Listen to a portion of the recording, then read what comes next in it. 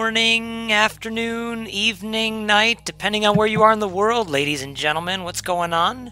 I am none other than Laser Chicken, Marty Strenczewilk, owner of Splyce and the purveyor of this podcast. I am joined by the inevitable EEVisu. For those of you that don't know EE, he's a professional Smash4 commentator, been working in the scene a number of years now. You'll see him commonly leading top 8s at some of the major events throughout the year. He can tell you more about what some of those are. EE, thanks for joining me today. Yo, what's up, Marty? Thank you so much for having me, dude. How are you doing? I'm pretty solid, man. It's Monday. It's a dreary weather like Western New York is known for having, so I can't complain. A Yeah. balmy 40 outside. How about yourself? It's well, I actually haven't like left the house or opened my blinds. So I life of a gamer, man. I couldn't tell you. For all you know, I'm it's snowing outside, right?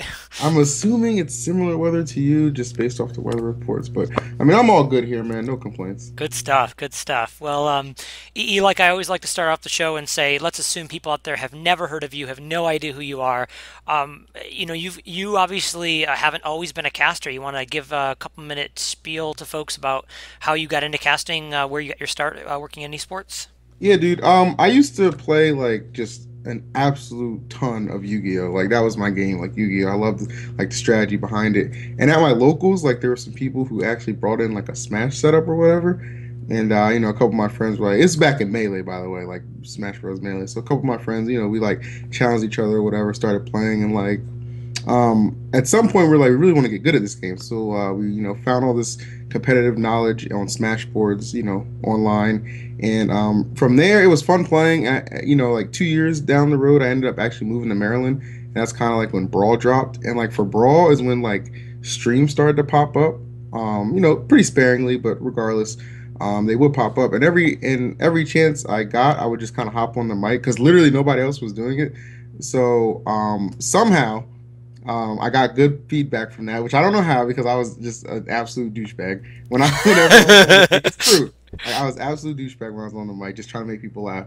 But they liked it, and at some point, I kept up with it. I kept, molding and trying to, master my craft, and like I've kind of parlayed it into a quote unquote career, I guess. I mean, I don't know. Like I love casting because I love telling stories and entertaining people, and that's kind of where I am now. Like, I mean, I started playing competitively in like 2006, and now like all I do is commentate in 2016. So 10 years later. Yeah. Nice. Do you find yourself occasionally entering in an event when you're going, or are you strictly commentating at this I'm point? strictly commentating. Like every now and then, I'll enter like a doubles event or a singles event, like locally, just to mess around. But I don't have any aspirations to like place in top, 5 anymore or anything like that. I just always want to like be top 8 on the mic. Yeah, yeah, I hear that. I mean, it's interesting because you're right. Early on, in any game, not just Smash, commentating was a side thing, right? It was your Yeah. player. I mean, you still see it very common in Hearthstone, for example, where they may not even bring in casters, or maybe just one, and the other guy is just somebody who's not playing at that moment, as opposed to a really. I mean, it's a younger game, obviously, so that's why I think it's an interesting parallel. Well, I think dedicated casters is something that if you're gonna like be a serious esports, like you have to have. Like I don't think it's like it's cool to have like pro insight and stuff like that. But still, like that familiar voice, you know what I mean. So when you know who's hmm gonna get you invested into the match and hyped up is, I think, is very important for like any esports. Like, very. I was talking maybe 3 or 4 months ago with my buddy Vinny, who's one of the co-founders of Splyce, and we were talking about Monday Night Football. And if you think about Monday Night Football, we were talking about how you could be in the other room, and there are two things. Number one, you would hear the music, and everyone Yeah. knows that Monday Night Football song, and so you'd know what it was, and you get excited. But then you'd hear the same voices week after week kick it off, right? And so, like, you're right. There's something about that familiarity, the people that you come to know and trust telling the stories. Yeah, it's and I'm a big sports guy myself. Like I have several like commentators who I'm a fan of, and like even with wrestling, I'm a big wrestling fan too. Like just it's just something about that familiar voice that just keeps you keeps you going. And for those of you that just joined the channel, I noticed we got an influx of folks. I think we just hit Twitch front page. Oh, yo. We're here with EEVisu, who's one of the top Smash 4 commentators out there. He does a lot of the major events throughout North America. I am Marty, Laser Chicken, better known as. I am the owner of Splyce, and we host this weekly podcast in which we try to give you guys a better insight into the esports industry by talking to different insiders. So we're here with EE today, and this is our first time having a commentator on here. You know, interestingly, I'm going to kind of dive right into one of the controversies out there, and I'm not sure how familiar you are with it, but about 3 weeks ago, they're getting prepped for this major League of Legends tournament called MSI, Okay. and you had these big experts on the Korean scene who are some of the biggest casters in any game, in Monte Cristo and Doa and Papa Smithy, and they declined to go to this event. They declined because they said Riot wasn't giving them the compensation that was fair, basically. And they said, I heard about that. Yes. yeah, and they said, you know, look, we'd love to do the event, but we don't think it's fair to our profession to take this job because it'll never get better. I'm guessing I mean, Smash certainly isn't where League of Legends is, of course, financially, Right. nor in viewership, but it's growing substantially, and we're seeing these six-figure concurrent viewership streams. Are you starting to feel some of those kind of same pressures from them, where you've got to look at how you're going to make your living in this?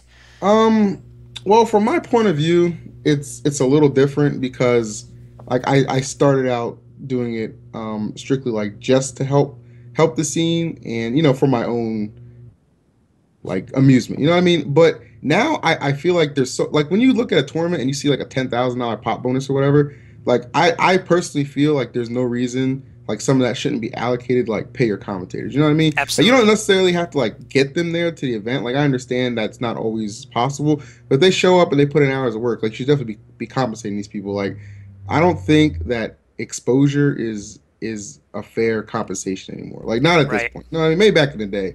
But if you put in the work, like I do think you should be compensated for. I think it's only fair. I don't have like a rate or anything, you know what I mean? Like I'll go to a tournament and like even if it's like a local thing and if you give me like $50, whatever, I'm cool with that. You know what I mean? But Right. like a national, it's like, all right, well maybe like an hourly rate would be cool. Something that makes me feel like you at least appreciate that. I came to the tournament simply to commentate and sit on the mic Well, and entertain the whole time, not just you're also bringing equality, right? So it's not just that you're being appreciated. It's the fact that you're changing what the quality of the event is by the fact right. that your brand, the EE brand, is associated with it. Thorin actually did a video on this recently, and everyone kind of knows Thorin as the outspoken esports guy about how this whole MSI thing, this kind of blow up, was a pretty big deal. Oh no, this actually was Richard Lewis. Actually, I'm sorry, not Thorin. He was on his last episode of Unfiltered with Chanman, and he talked about how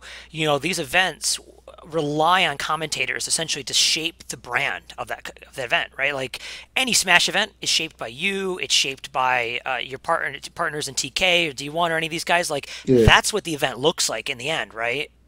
Because it's like it's weird because whenever if there is like some very subpar commentary, like and it happens, it's fine because everybody deserves a chance to improve. But it shouldn't really be the case on like a regional or like a national stream. Like I think Right. that's pretty unacceptable. Like in the case, I'll just use this as an example because it just happened. Like there was a tournament yesterday over the weekend called EGLX, and like there was like a lot of complaints before the top eight. There was a lot of complaints about like commentary and stuff. And I was listening, I was watching. I was like, it's okay. These guys are obviously not seasoned or anything. But one thing that was weird to me was one of the guys. He did an outstanding job, by the way. There's no shots or anything. JV, he did melee top eight Okay. and Smash 4 top eight. And I'm just thinking like that's he did a great job. But why was there like no budget to have like two different melee and then two different Smash 4? I just thought that was really weird. Sure. How they did that there, but it's I don't think commentators they shouldn't be working for free. Like nothing's gonna No. get better, if you keep working for free. At least when you've somewhat made a name for yourself, like and like these tournaments, like they're pocketing, and everybody's gonna make a profit. That's cool. but at the same time, like make sure the people who worked are included in that, aka your casters, which is kind of underappreciated a Yeah, lot of the time. and I think you lead into an interesting point that from how I look at, I come from production on theater, right, which is not that different than a tournament. And I've traditionally seen a lot of people put a budget together for something and leave a few Mhm. things out, right? And it's things they don't think about, and all of a sudden they're scrambling. And I feel like casters is an exact area where you can imagine tournament producers are not doing their due diligence sometimes, right? And saying, have I put money, if I can afford a $10,000 pop bonus and I can afford a stage and a stream and to bring in whoever, Right. I guess they had like Clash tournaments, for example, for this one, Yeah, then yeah, then CT streamed. yeah, so yeah, exactly. That's the top level brand to be associated with, etc. Then why am I? And I'm not trying to pick any GLX here by any means, right? But it's just the most fresh because it happened yesterday, right?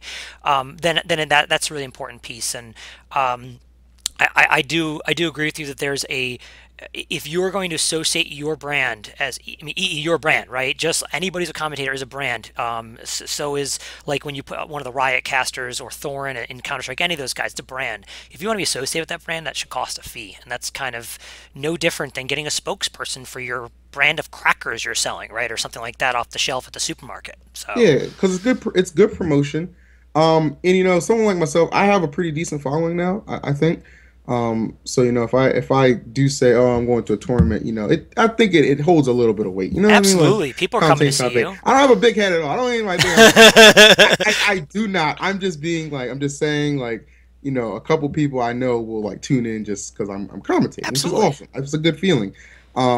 And I'm not demanding. I don't think any caster should be like demanding for. Obviously, don't want like first place money. You know what I mean? We didn't earn that. You know what I mean? But Mhm. at the same time, it's just like, can we at least feel relevant to your event?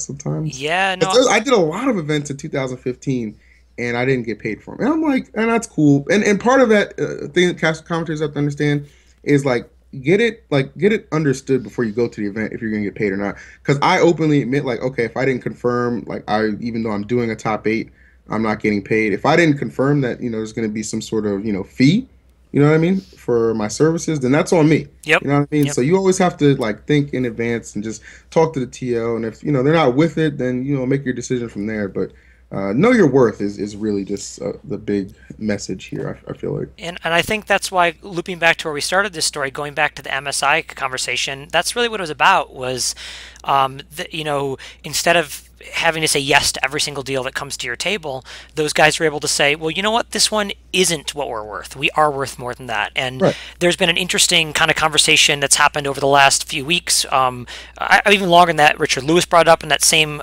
show. And then again, Jeff, EG Control just wrote an article yesterday on Splyce, which I'll link in chat here, about, he's actually talking about unions, but the reason he brings up the topic is, I know, he has a whole other can of worms, but he talks about the Counter-Strike casters. And anybody that doesn't know, Counter-Strike casters really have this small group essentially of folks who take care of each other, and so say 12 of them are going to an event, they all make sure everyone knows that they're getting the right rate, everyone's getting taken care of, that none of the new guys come in and get taken advantage of. It's like its own little unofficial union, if you will, and it's a really good kind of subset of what we could be looking at long term. And you're right, like some of that like communication stuff you're talking about, they'll Yeah. even be the ones who go to the guy and say, hey, look, before you sign that, let's look at what you're getting and making sure you're getting your worth, just to make sure we're on the same page here, so I totally think that's important, but that's also how we can foster each other in the scene, right? Looking out for other people or whatever.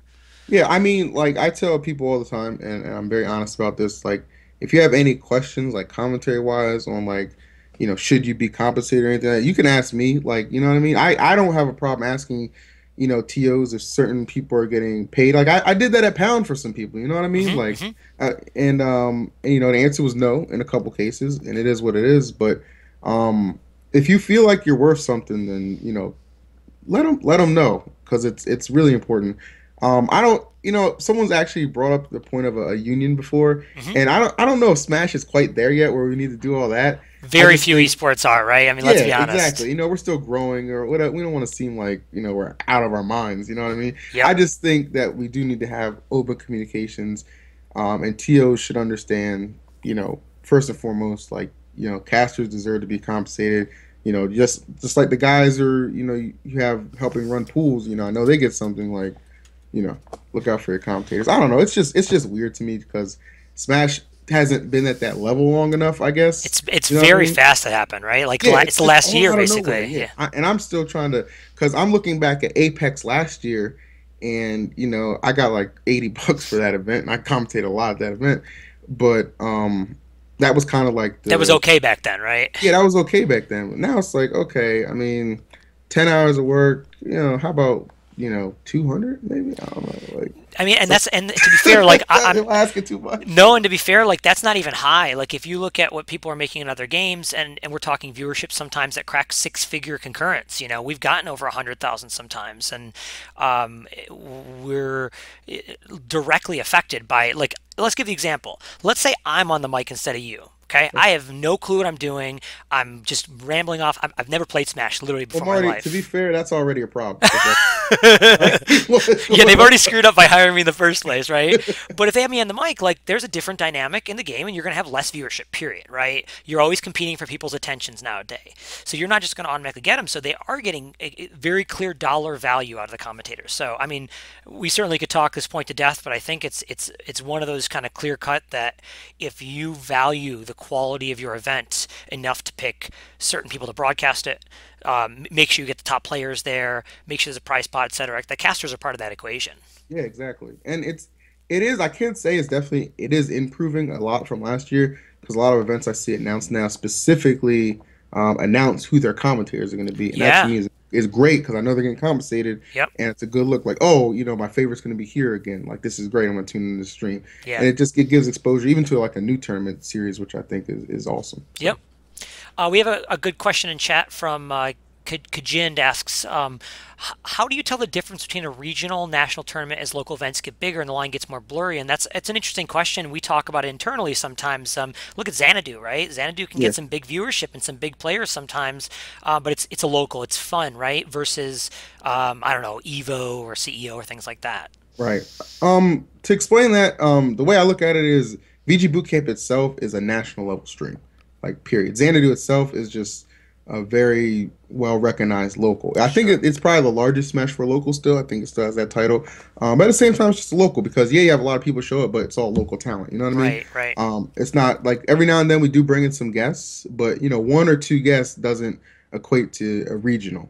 For it to be a regional, I think it depends on, you have to have at least the top eight is not guaranteed. You know what I mean? Like, Right. there is enough players there that things can be shaken up and mixed up. You know what I mean? And obviously, like, a national should just stand out. That's international players, the best top of the line, like casters or whatever, TOs, stream, which in most cases is VG Bootcamp, stuff like that. So it's pretty easy to make the distinction. Just don't let the, like, as great as Xanadu is, like, the viewership is I think inflated by the fact that VG is top notch national stream, biggest Smash stream. So don't get confused on that point, I guess. Yeah, and I think there's an interesting, so a good example is Xanadu. It'd be very common to have like one top 10 player there. I'm talking for Melee, because that's mostly what I end up watching. And Top 10 melee player? Oh no, my friend. I don't know when the last time you watched Xanadu was, but you mean like Mewtwo King rolls through town or something like that. I'm saying like you'll have like oh yeah. But that's so few and far right. between. That's what I'm saying. Like that's the Yeah, most you're usually gonna get. Sorry, yeah, yeah, I should clarify. That's the most you're gonna get. You're not usually gonna get like EGLX this weekend had pretty much everyone there except Armada. I guess had to drop out, but you had Leffen, you had Mango, you had right. Hungerbox, etc. So Names are strong. yeah, the line is almost obvious in a way to me because you just look at what names are there, right? Yeah, and So that's what that again goes a long way in determining where you want to classify this tournament. You know what I mean? CEO last year didn't have like the hugest number. I think it's 900 total for Smash, something like that, 800. But the names that were in attendance, yeah, like that was a national easily. yeah, You know what I mean? Like that was a big tournament. yep, Um, Evo, Apex, Big House, all those things are nationals, and for good reason, because they have the backing behind it and a good TL staff. Great stream, great casters, amazing players. Like that's why I don't want everything like branded as a national. Like there's clear differences between like a regional and a national. So I'm gonna before we take another question from chat, I'm gonna ask you one of my own. Do you see a clear difference as someone who's been in the scene a long time from when a lot of the teams like us, like Splyce, pick up Smash players, and now they're able to attend more events because a couple years ago, most of these people weren't sponsored. And I mean, in Right. just the last 6 months, we have CLG picking up players, we have Panda Global picking up more players. We have I can't name off the top of my head, but just lots of players getting sponsored in the last 6 to 12 months. That's got to affect the level of these majors you're talking about, yeah? Yeah, it gives a lot more attention. Like the fact that a couple years ago or whatever, I would never imagine like, C9, Mango, Right, TSM, right. Zero. Like these are huge esports names, and you never think like that such a community like Smash Bros, which was so deep in the grassroots scene and all that stuff, would ever have garnered that kind of attention where people were like, okay, well, you're worth a sponsorship, and the fact that is the case now is just mind blowing. I love it. I think it's great. It definitely puts more eyes on our scene.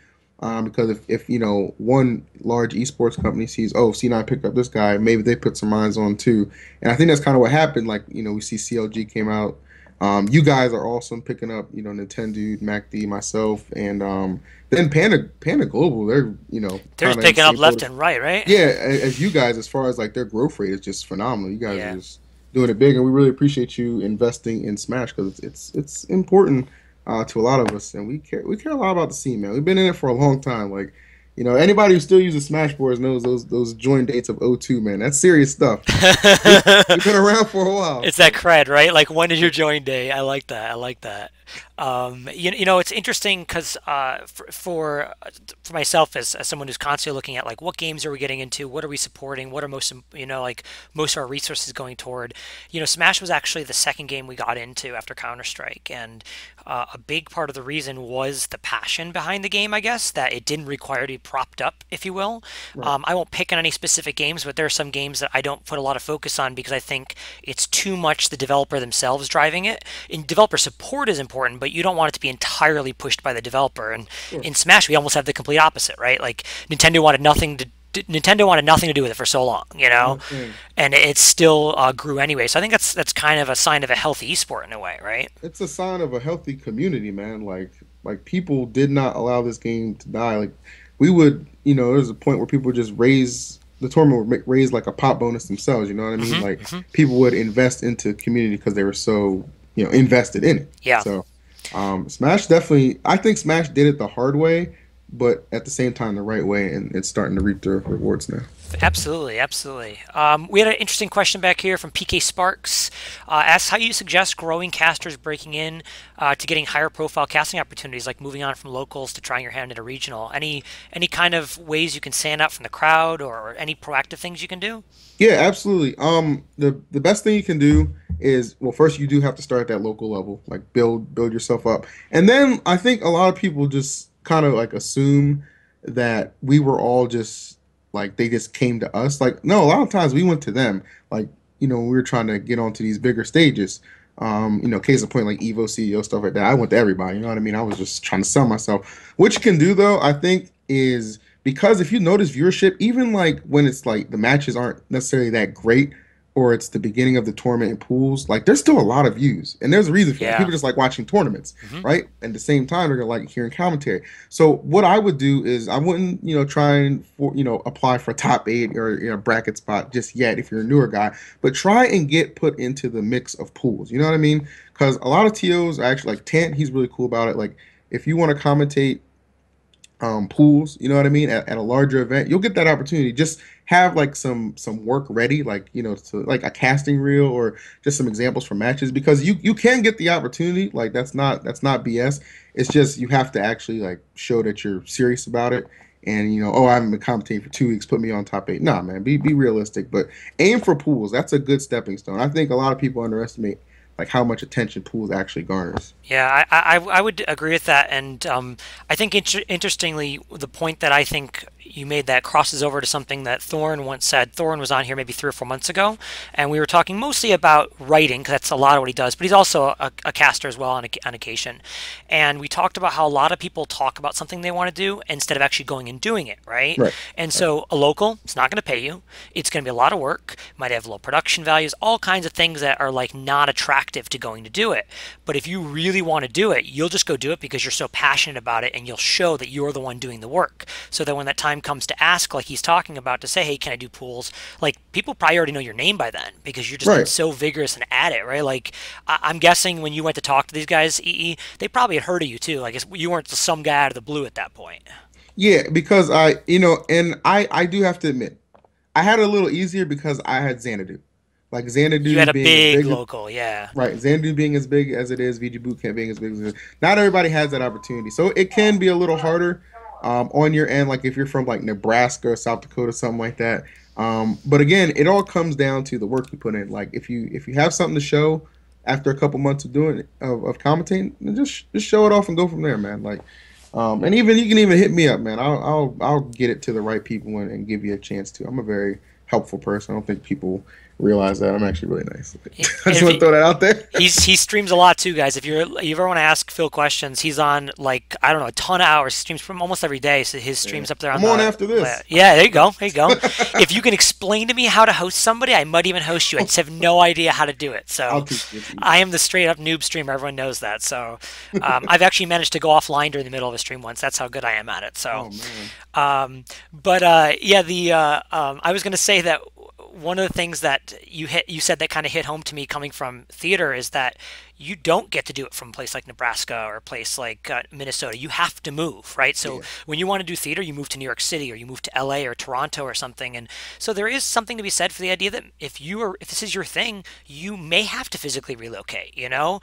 League of Legends players sometimes move to California because that's where League of Legends takes place, you know? And there are people who will go out of their way to be in a certain place to do something. Now, is that the only solution? Absolutely not, but it isn't out of the question either, you know? So yeah, it comes down to a lot of times like things like that. Like you're just really dedicated to your craft. I don't suggest making any moves for commentary in Smash. Like I wouldn't invest too much in that just yet. But I would suggest getting your name out there and getting on the mic any opportunity you get, even if it means like, oh, I'm going to a tournament that's like 3 hours away. Well, contact the TO first and be like, hey, or even the streamer, and just be like, hey, I'm just hoping I can get on for like these earlier matches, show what I can do. I'm serious about commentating, and they'll give you a shot. There's no reason not to, especially on earlier matches where people try and avoid doing that stuff anyway. Yeah, I guess it's because I come from theater, and again, like you're like, when you move for theater, you don't move to make any money. You move to lose money, actually, right? Like you move knowing you're going to sacrifice, but you're doing what you love. So I'm not, again, telling anyone they should, but in a way, I always say this about esports: if you're not willing to leave it all on the table, then esports might not be right for you anyway, right? Very true. Very true. Because this is not an industry for the meek, right? So yeah, it's some days it's like some days are better than others, man. Because I get upset, or not upset. I just like think to myself, like if I see like a tournament happening and maybe I got passed over or wasn't hit up about a casting opportunity, that makes me think, okay, well I got to grind that much harder because I don't ever want to be left behind. I consider myself in the top 5, top 6, Smash 4 commentators. And a lot of people say, "Oh, well, you're being modest." Well, maybe, but at the same time, I'd rather be like humble than inflate my ego. There's a delicate balance there, though. Honestly, that you kind of have is there's a humbleness and a confidence, and I think people go one side or the other. They have no confidence, or they get cocky, right? And if you can maintain humbleness while having confidence, I think it drives a lot of value for a person. And I have that same kind of thing you're talking about with some of my pro team. So let's say, for example, a Hearthstone tournament comes out or a Counter-Strike league or something, and it's all direct invites and we don't get one. And so I immediately start thinking not about what the players, I go, what could I do to make sure that doesn't happen again next time, right? Like the grind you talk about, how do I make sure the brand is bigger or we're better positioned or I build that relationship or whatever, and next time that event comes around, we're the first ones they think of, or at least the third or fourth, not that we're getting left on the outside. So I totally agree with you that, and if you don't have that reaction, again, maybe esports isn't the right place to be, right? So yeah, dude, always be like, okay, why am I not there? Like that's my reaction. And luckily it's less now. It doesn't happen too often, but at the same time, it's still like, you want to be there. Yeah. You know what I mean? You want to be entertaining and getting your name out there, or even for players, like, showing what you have. So yeah, I understand what you're saying as well, Marty. Like I get it. So interesting question from XYZP. Has there been a moment in your career where you felt like you weren't going to make it or be successful? I mean, those down moments, you want to talk a little bit about those? Yeah, almost every event through 2014, um, like I would commentate, but it was like a lot of the stuff I was doing was Project M, and I knew, although Project M was a phenomenal game, I knew it wasn't gonna last because I knew there was always like that Nintendo breathing down your neck, or streamers aren't gonna do this forever if Nintendo ever happens to get involved, which they did, like a tournament like Apex, the last Apex, which actually ended up Xing out Project M, um, which I understood because Nintendo involvement, you can't have Project M. But when that happened, I was like, crap, this kind of sucks for me because I was expecting to have a top 8 spot, for Project M, and I'm like, okay, I'm really hyped to do this and stuff. So luckily, Smash 4 had come out as well, and me and TK immediately jumped on that game. We're at every Xanadu, commentating like almost all the tournament because we wanted to get our names out there quick because we knew that with Project M clearly about to die, like we had to do something else because we're not gonna take over any melee top spots. Like that's a whole nother Well, can and of talk worms. about a Like, brand like we were talking about, the Black Plague, right? yeah, Like the the fact Black that you Plague, guys have man. managed to build that brand, we go right Yeah, back full circle, right? great. It's awesome because TK is one of my best friends. So to be able to like commentary with him is just so natural. I honestly think though I work well with like anybody. Like you can put me with anybody and I can make it work. Like I think that's my greatest, like one of my greatest strengths. Are you a Like basketball fan, E? I adaptation. forget if you're a basketball fan. Oh, I'm a huge basketball fan. Go Thunder. Go Okay, Sixers. okay. So I'm a big Spurs fan, so we shouldn't be talking right now. Oh no. No joke. um, Terrible timing on that one, huh? Yes. But the reason I bring it up is because being a big basketball fan, I've actually found kind of what you said. There's those certain commentators where you can put them with anybody, And he's the Steve Kerr is one of those guys. He's the coach of the Golden State Warriors now, but he Mhm. used to be a commentator. And there was never a time when Steve Kerr was commentating where I was always like, "Oh, he doesn't fit. He's awkward. He's uncomfortable," because he figured out how to work with whoever he was with, no matter who it was. And he could be with some terrible people and still be good, Versus there are some other folks I just don't like, and you can see the middle of the road people are almost unable to prop up or work with those bad commentators, if that makes sense. Whereas if you put Steve Kerr, and I'll use him as my best example, next to anybody, you can still have a good broadcast because he brings so much to the table. Yeah, and that's absolutely true. Like I understand what you're saying there. But I think one thing that kind of holds people back is like they'll give up if they're with somebody who they're like, oh my God, this guy sucks. Oh Like yeah, don't ever give up or anything like that. Just try and elevate them. You know what I mean? yep, Like just feed off of them. Run plays like stuff like that. Like there's no reason to get on the mic and like visually be annoyed because I've seen that a couple times. Like damn, dude, like at least get through the shift and then like yep, talk about it later. You know what I yeah, mean? and Like help him out, that right? that hurts. That actually hurts both of you if you ask me. Because Yeah. then like that just your synergy is just so off there. Like they're like, oh man, don't get those two guys from earlier because they sucked. Me when it's really it could just be that one guy, but you didn't do anything to try and like steer it in a different direction. I hope that makes sense. I does, and I like that kind of attitude because I mean, in the end, it's better for everybody if the streams are high quality. Because I think I'm your perfect consumer, right? Because I've never played Smash in my life, not a minute of it. It wasn't. I'm 36, going to be 37 shortly, and it's just not my generation, right? But all the characters, of course, are my generation. I played lots of games of Zelda and Mario Brothers and things like that. And so for the very first time I watched Smash, I was totally hooked right in. Like I loved watching it. It was so exciting. Imagine how turned off I might have been if the very first time was two commentators almost fighting each other on stream or something, right? Yeah, exactly. So it's important for the industry all by itself. Interesting question here. Are you commentating Smash only? Or have you tried other games as well? And I'll even add to that. Are you interested in that? Is a multi gaming approach something you like? Um, Definitely. Like originally, it was just I was just gonna be like, all right, I'm just gonna stick to Smash. That's it. But dang, I wish I could officially announce it, but I'm you know what I'm talking about. I know, but it's funny because everyone has these Wait, moments, right? you have to wait. But I'm really huge into Pokken now. I've been playing a lot of Pokken. My friend DC has been helping me a lot with that game. So I don't stream it as much, but I will start to eventually. But yeah, I love Pokken. I'm gonna commentate a lot of that. And a game that I really, really want to get into commentary for, and I know it's probably gonna be open market at the start, is Overwatch. I played that in the beta, and I love that game. That game is fantastic. Yeah, yeah, and it brings up an interesting dilemma for a caster. Is I'm going to use Riot as an example because they have full-time casters, right? So their job is literally to just play League of Legends, understand League of Legends, and be able to talk like insight on such an in-depth level, right?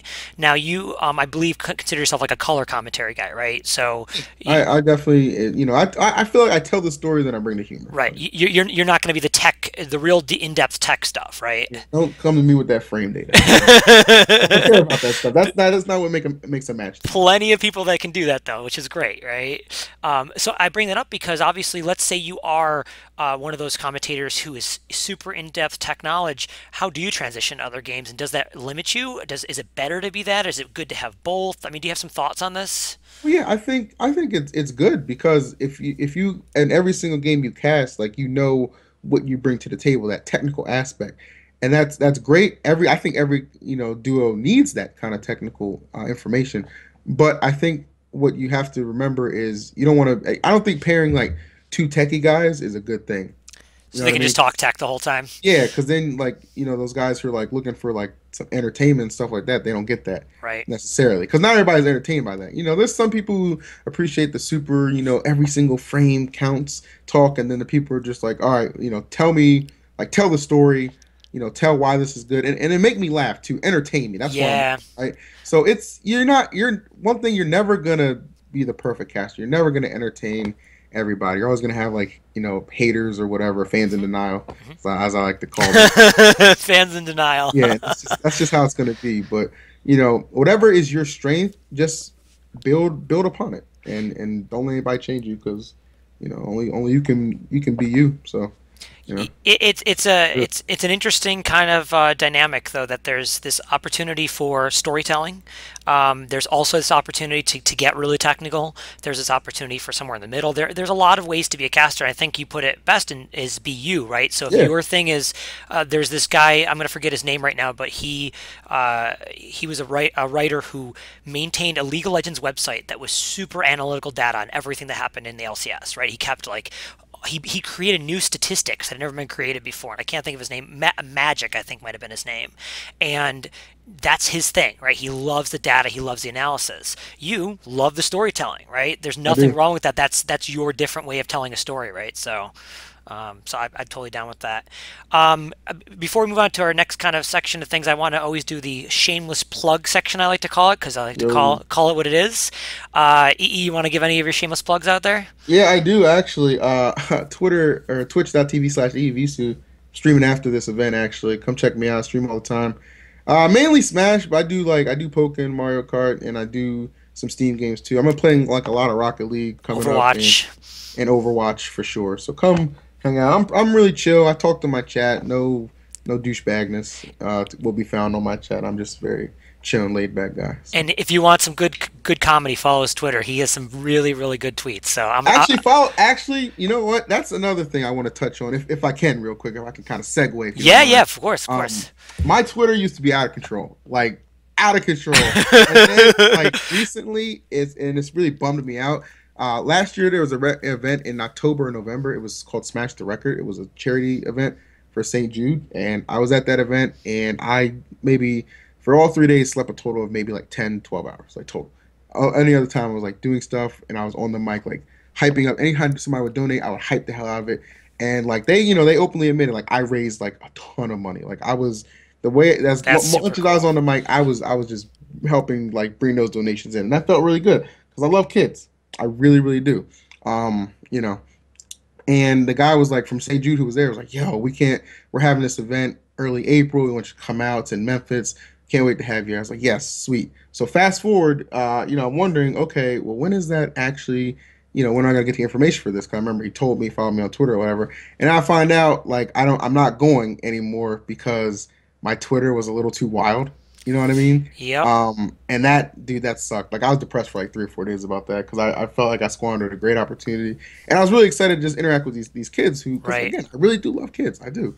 Um, so what I ended up doing was I went back through like 3 or 4 months of tweets, cleaned it all up, And now I do still tweet. I'm still very humorous. It's just like not lewd or vulgar anymore. Because what I realized was like, yeah, it's your personal stuff, but it still like affects your image. And You you know what I and I mean? think you also open up your audience too when you're not vulgar, right? Yeah, So and I don't want to be seen as that guy. I like jokes that are like off the cuff sometimes. You know what I mean? sure, But sure. at the same time, I understand like now it's like you gotta have a limit. So now if you want to catch any of my unfiltered ignorance, check out my Snapchat. Freshio5. That's FreshY05. We'll keep you hooked up, man. We're going to Uh, DreamHack this weekend, so make sure you follow the Snap, man. you know, I'll use this for my shameless plug and then lead into my segue. This is actually pretty good. It's like almost like we scripted this and we didn't. So, if you're interested in esports and you love watching events, make sure you go to Splyce.gg. We have the most comprehensive listing of all esports events out there that you can find. We also have a great editorial section where you'll find articles written by some of the biggest names in the game, EG and Control, Lurpus. We post EE's videos up there as well when he does interviews, etc. We actually have a new Smash writer starting up here very shortly, a pretty big name I'm excited about. Can't tell, but it's going to be pretty cool stuff. And we also have a pro team, so make sure to follow our guys. Yeah. Check us out at Splyce GG and Splyce Pro, our accounts on both Facebook and Twitter.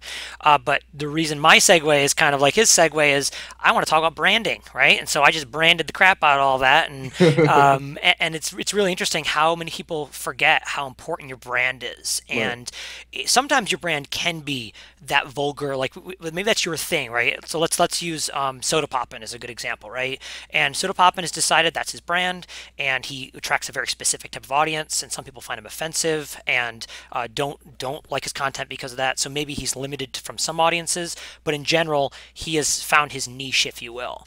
But you have to figure out if you're in a commentary, I guess I'll say, which is a much more broad thing. It isn't a niche channel on YouTube or Twitch. You have to make yourself appealing to sponsors, not just the tournament organizers. Imagine the day when it's a big Smash tournament sponsored by Pepsi, right? And Pepsi goes, show us who you're going to have commentating. And they scroll through the list and go, not that guy. Look at this guy's Twitter. No Yeah. way. There's just no way. Getting twittered is a real thing. Like, like I said, I was on the receiving end of that for the St. Jude's thing, which sucked, which prompted me to just, like, again, just change some things. Like, don't lose yourself, but at the same time, like, you don't have to, just don't be super inappropriate. You know what I mean? Like, Yeah. we all know what levels okay and not. And for me, like, it was the branding thing. Yeah, that's important, but it wasn't even so much about like the sponsors, which is dope. Obviously, I want to like be considered for even more opportunities.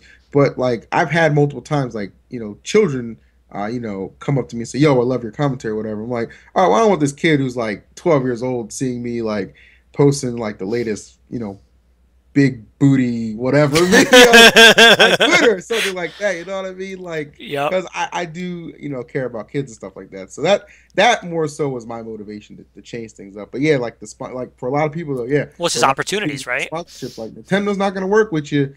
You know what I mean? If you keep sharing big booty Judy's, vids on Twitter, it ain't gonna happen. You got to be realistic. You know what I mean? You just got to be realistic. So, Big booty Judy. You heard it here first, folks. you heard it? I'm not gonna lie to you. Oh man, this is fun. I love it.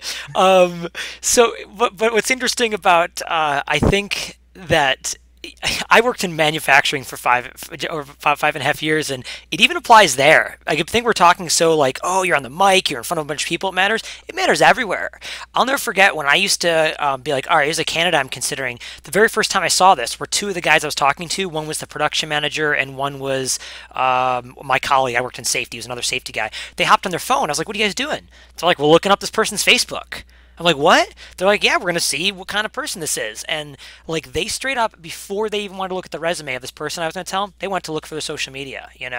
So it doesn't matter where you work. I mean, your image matters a lot these days. No matter, I mean, people get fired for crazy stuff they've done, right? It's true. Even in like the past, you know what I mean? Like, You see the NFL draft, what just happened to that guy? yeah. I saw the him with the weed thing. Yeah, The face smoking mask, and pot. it was during the Yeah, draft and stuff like that. I mean, yes. I think that was a sabotage. it By the way, probably was. I mean, come on, it was too crazy timing. I totally agree with you, but there's a great example, right? I mean, like, right. whether or not it was a sabotage, like, look, this guy literally lost millions of dollars because of a tweet. Millions Yep. of dollars. Or a Snapchat, I think it was, right? Something like And that. it sucks because like you think about it, is like he wasn't established or anything like that. Like he didn't have money to fall back on. This was his opportunity, and that's Yeah. a killer, man. He's Straight up. lucky that he still did get drafted well. He's still going to do okay, I'm sure. I mean, I'm not a big football fan, but I know from watching the draft, or sorry, watching the news about it, he still got drafted okay. But Well, I think in football, talent outweighs scandal sometimes, so he kind of got lucky there. yeah, and you know he's going to happen in esports, right? So, Yeah, I mean, that's the huge difference right there. Huge difference. Yeah. yeah. So one of the questions I like to ask of everybody is, I like to make sure everyone leaves with a little bit of insight or some sort of a tip from your end. Can you think of anything along the way that you learned from some of your mentors, people that you spoke to as you were becoming up in commentary, or even just getting to esports in general? What are some of the things that you learned that you think are really important that people should hear?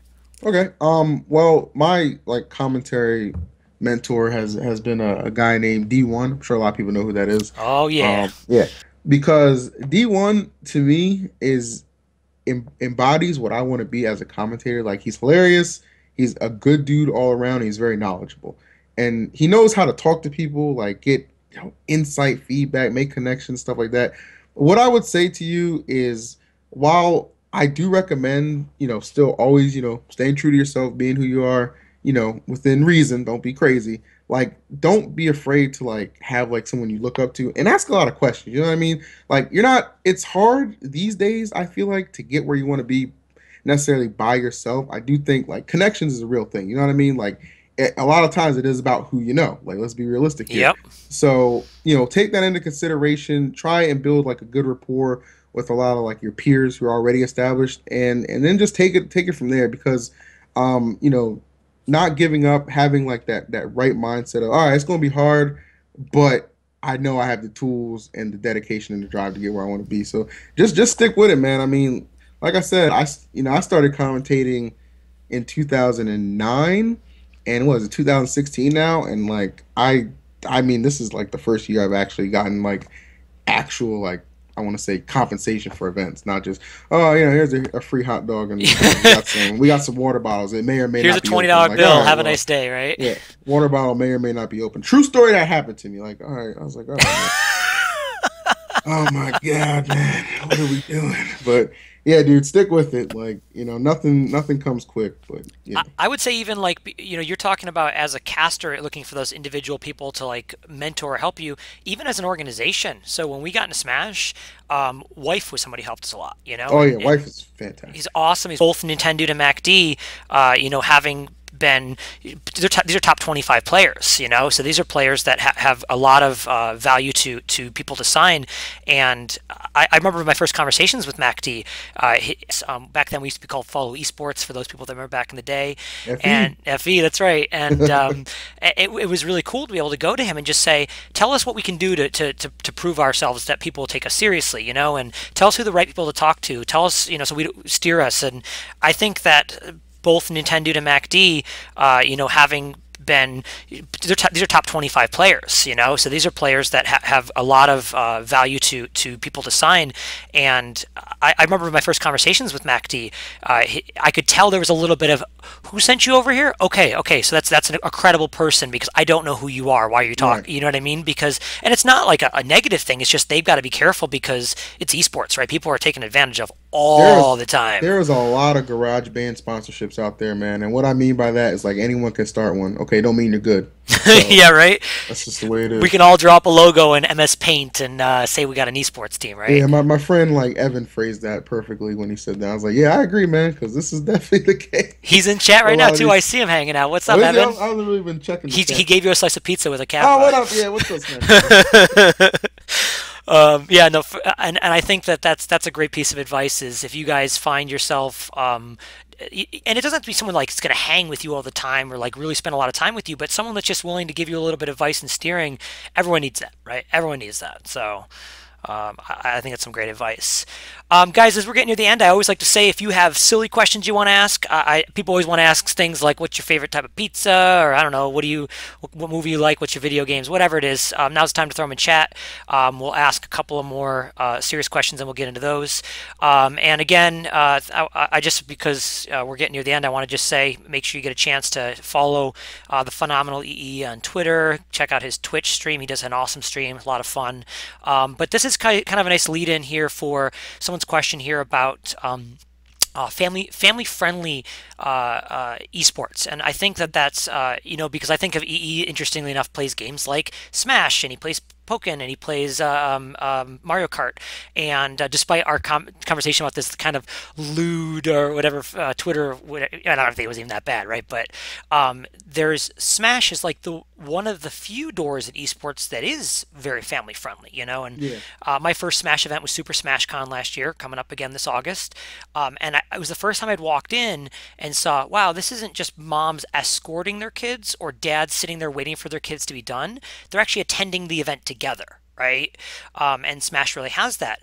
So someone asked, like, do you see a lot of room for more like family-friendly events, family-friendly commentary, a family-friendly kind of experience in esports? Um, well, I for family friendly like commentary, I think you're gonna get that in general. Like for the most part, it never crosses PG-13. You know what I mean? Like Sure. everybody understands that now. As far as the events though, oh man, like they're like everybody is like so like nice and welcoming to Smash events now. Like I don't like there's gonna be people who say I don't know if I should touch on this. Okay, there's this thing called like Smash Sisters or whatever, Hmm. and I think Smash Sisters itself, the idea is perfectly fine. There's nothing wrong with that. I think a lot of people are taking it as them saying like females are like specifically unwanted in our community, or which isn't true. I love women. I don't know what the hell they're talking about, but like that's not true. I think like a lot of the negative attention, like you see, I think it's more so just trolls, which you can find in any community. You know what I mean? Every community in the world, yeah. Yeah, when you actually go to an event, right? It's a whole different world than being online. You know what I mean? It's not a Reddit thread online or anything like or in person. You know what I mean? Everybody is very welcoming. I think we have a very warm community. And I've seen a lot of parents, talking to players in general, Hmm. talking to commentators, TOs and stuff like that, and they're not, so just sitting there just like waiting for the time to pass. They're actually like invested, and they like to see what their kids doing, and I think that's great. You know what I mean? So I think if you ever actually go to an event, like anything like a regional slash national level is great because there'll be something for you to do. You can ask a lot of questions, get involved, and it's usually actually in a pretty populated area, I want to say. So Yeah, and I actually, it's an interesting comparison to, I went to the Counter-Strike Major, which is in Columbus, Ohio, and that was kind of the opposite, where like we talked to some parents and stuff there, and they were clearly there having no clue what this thing was. Their kid wanted to go, and it was really cool. Like we talked to this one mom that drove her son 6 hours. He was like an 11-year-old because he wanted to go so bad to see his favorite team play, and he was super excited to be there. And it was just a cool thing. However, the mom was like glazed over eyes, right? Like she wasn't part of the community, and right, and I would say that there are some games, Smash, Overwatch might be one of those. There's definitely Rocket League is certainly obviously one of those. It's very accessible. I think I agree with you. There are opportunities certainly for more inclusive. And look, let's be honest. Games like Dota, League of Legends, StarCraft, those are always going to drive towards hardcore enthusiasts, right? You're not going to sure. have your mom roll up, not having ever seen it, and just dive into a StarCraft game, right? She's probably going to be bored out of her mind at Yeah, first. Smash is definitely more inviting. Like everybody knows who Mario is. Yep, there's a Mario Like, hopping around punching people. You can understand that, right? yeah, exactly. Like, okay, yeah, I played this when I was growing up. Like, Yeah. it doesn't matter if it's 20 years ago. You know who that is. That's right. That's right. Let's get into some fun questions here. So I'm scrolling up here. Vic Silence asks, "Who is your favorite sub?" So I'm guessing that's a sub of yours, E. I don't know if you want to avoid that question like the plague for you right there, huh? I'm not avoiding anything. Vix is far in between my favorite stuff. He is the freaking. I even got one of these party poppers for you, Vix. Like, just for you, man. I might have killed Marty's eardrum right there. Yeah, man, I freaking love Vix. That's my boy. Oh, that's awesome. I love it. I love it. What was your first video game? That's a good one. We'll go throw them back in the day, buddy. Mike Tyson's Punch Out. I think Oh, I love that game. yeah. It was either that or Double Dragon. It was one of those. So I put a lot of hours in both those games. I'm a little older than you, so mine's a little further back. I'm gonna dip way back into original Atari. So my first game was definitely Ms. Pac-Man. So I probably played some at maybe a cousin's house other than that, but that was the first one I owned was an Atari with Ms. Pac-Man. I played the crap out of that game. There you go. Question for you both. Oh, this is a little more serious, but it's okay. Do you ever think sponsors will start dropping players or replacing players? It happens a lot in League, but I don't see it much in the FGC. I'm guessing we're talking about related to behavior and that kind of thing. Well, uh, uh, I think yeah. I think honestly it should happen because it keeps people on their toes. Like I don't think if you get sponsored because you're actually producing good results or you're like really strong in social media, that's great. But if you're like it's like a job. If you're not performing to the level that you're expected to perform at, then you gotta go. And I think that puts more pressure on people. But I think pressure is good. You know what I mean? I think that'll drive them to perform better. I don't think if you got sponsored when you were placing like top 8 and then like 6 months later like you're barely cracking top 32 or you So we haven't might be kept talking like a PPMD situation right here, right?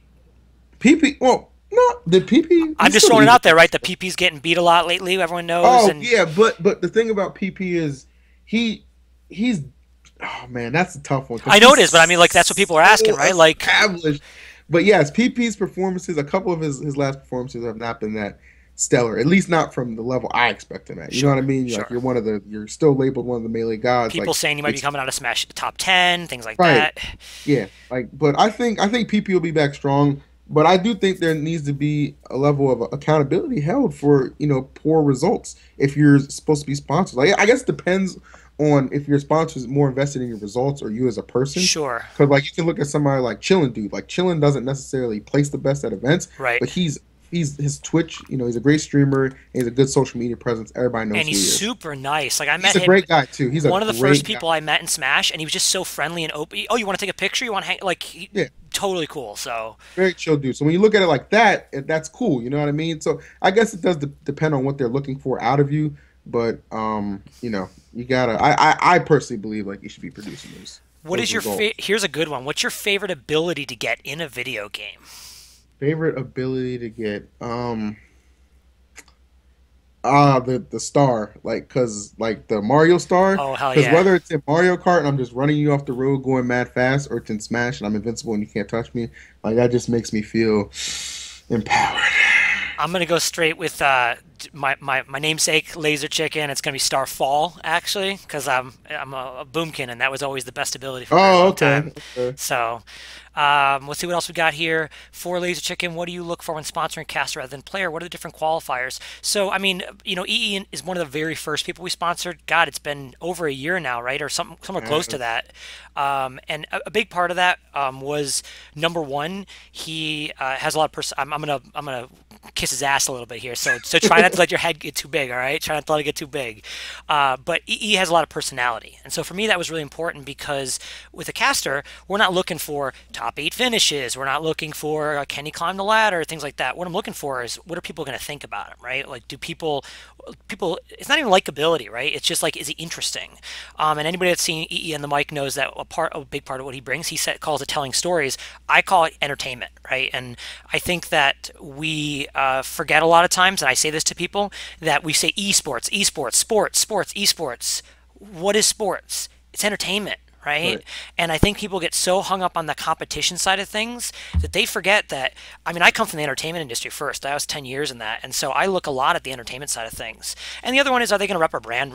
Well, that's really important. I mean, you don't have EE going on Twitter and saying, F all people of this religion or something like that, right? Like, That would and be a that, little wild, yeah. yeah, and I mean that's the extreme, but even not just the extreme, you have some people that just don't bring a good vibe. So that's the simplest way to put it. I'm going to kind of try and zip through these because I want to get through a few.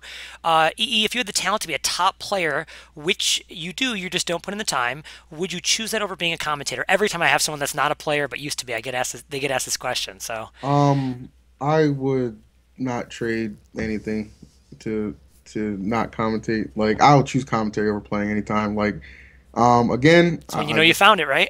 yeah, I love commentating. I love entertaining, and for my money, I feel like I get the best seat in the house half the time. You know That's what I mean? right. Like right up there in the action. Hanging out with I some of do. the coolest dudes. Yeah, exactly. Like the only thing I do miss sometimes, like um, when I would play, like the satisfaction of like if I would take a stock first or even something wonky would happen, I would just look at you and I would just press the taunt button. Like I would just eat ass about it. You know what I mean? Yep. Uh, and maybe I should bring that back locally at Xanadu or whatever. But yeah, nah, dude, commentary is my thing, and I'm very content with that. And I hope to keep branching off that. Not just commentary, like, dude, I want to MC too. You know what I mean? Like, even if it's not freaking Smash, like I'll go to a freaking LCS and I'll hype up that crowd. All You know what I right. mean? Like, Yeah, I'll get people into it because that's just what I do, and that's like the energy I the bring. hype So man. I don't want to just like commentate. I want to do other things too. So we'll see. Hopefully, there'll be some opportunities that present themselves down the line as far as that goes as well. Cool. If you could be an animal for a day, why would you do that? Is the question. It's not what would you pick. I read it, Why, and I got halfway through it. It goes, if you could be an animal for a day, why would you do that? It's not even a really good well, question. I think why I would do it is because it would enable me free travel anywhere I want to go. I wouldn't be stopped by any border patrol or anything like that. Like you can't trump me if I'm an eagle. You know what I mean? Like I'm flying. That's what it is. So blonde or brunette? Brunette, man. Yeah, I'm married, so it's easy. My wife's brunette. That's all for me. So, well, folks, I like to try to be a stickler on time here, so we're at our 1 hour mark. If you enjoyed the show, make sure you click the follow here on this Twitch channel. We do it every Monday. We bring in all kinds of different folks from esports to talk about different jobs that are out there, opportunities. If maybe you're interested in getting into esports, or if you, yeah, I did read your joke question. It was pretty awesome. Not gonna lie. Also, there's a great YouTube playlist that has all the different ones we've done. I've had Thorin, I've had EG in Control, I've had Del Papa from Alpha Draft, I've had VLPS, who's a pro Hearthstone player. I'm just too many to list. I think we're on episode 13 at this point. So if you're interested in these kind of interviews, please give a follow to the channel and check out our YouTube and give that a subscribe. I'd like to thank E for being here. Give him a follow, give him a like, all those kind of things. I'm going to be taught for the first time how to host right here. I'm going to send these people over to EE's channel. Hold on, let me go live real quick. /host EEVisu, I'm told. So in the meantime, I'll talk for a minute while he sets up his channel. Folks, again, thanks for being here. Thanks for supporting Splyce. And next big event's going to be DreamHack for us. We're there for Smash. Woo! We're there for EE's going to be there as well, commentating. I think. Maybe I'm wrong. I don't know. I assume he's at every event. So maybe I'm just guessing here. So we'll see, man. We'll see. Follow the Snapchat. I just literally assume you're at every event at this point. So, but MacD Nintendo will be there. VLPS and the Rat will be there for the Hearthstone tournament, and our Counter-Strike teams there competing. It looks like Smash Studios says he's going to be there, so that's pretty awesome. If you guys don't know Smash Studios, he's an awesome guy, creates great content, one of the OGs of the Smash scene. So, hey, Martin, let me ask you a question real quick. Yeah, hit me. If you don't mind. Are you going to BlizzCon this year? You know, it's so far out, I can't commit to anything. I'm going to try to go because that was like one of the best experiences of my life when I went last year for the first time. So, definitely going to try. I mean, we're gonna have the Overwatch hype this year, right? So yeah, dude, that's what I was thinking. And I just wanted to say, come to my, come check out my channel, guys, because I actually have a buddy of mine who's giving away 2 Overwatch or Blizzard tickets, like completely free. So come to my channel, and I'll give you some details about that. I think. You ready for that host? I am live now. All right, guys. You enjoy a little EE action. Thanks for coming. See you next week. All right, guys.